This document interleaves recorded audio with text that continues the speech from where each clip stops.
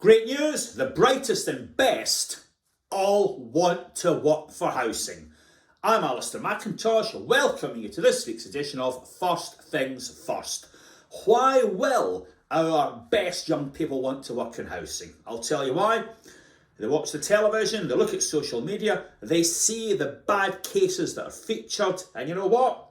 The best of them are going to say, I can do a better job than that lot.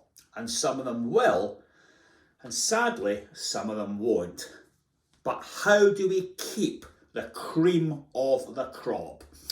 There's some good tips in a new book. It's about social work. It's called Behind Closed Doors by Polly Curtis.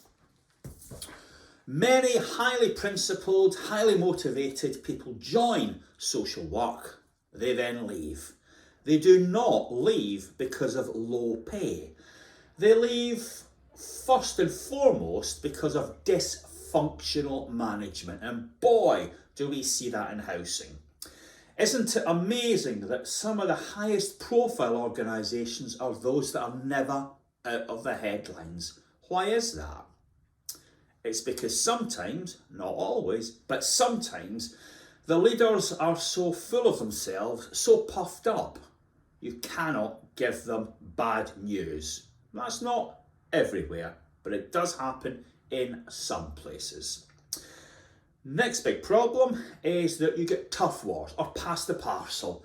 Development build anything they like, wherever they like, at whatever price, pass it through to housing management and maintenance, and neither of those two divisions or departments can go on and fix things.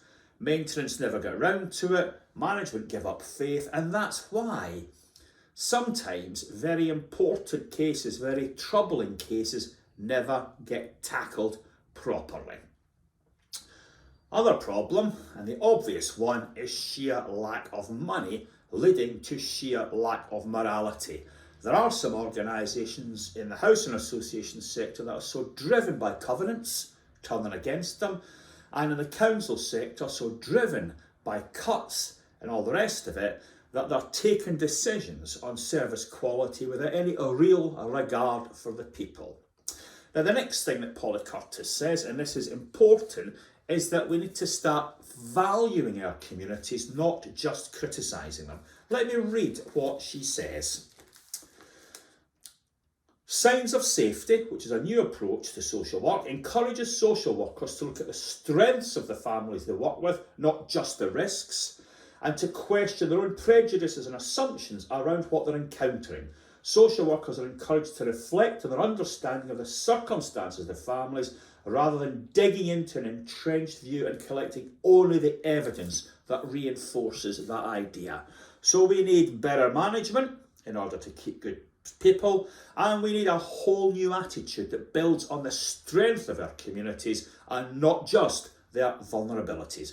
Thanks for your attention, and I hope to see you again next week. Oh, by the way, this is the new HQN uniform, so no sensible people will be joining us anytime soon.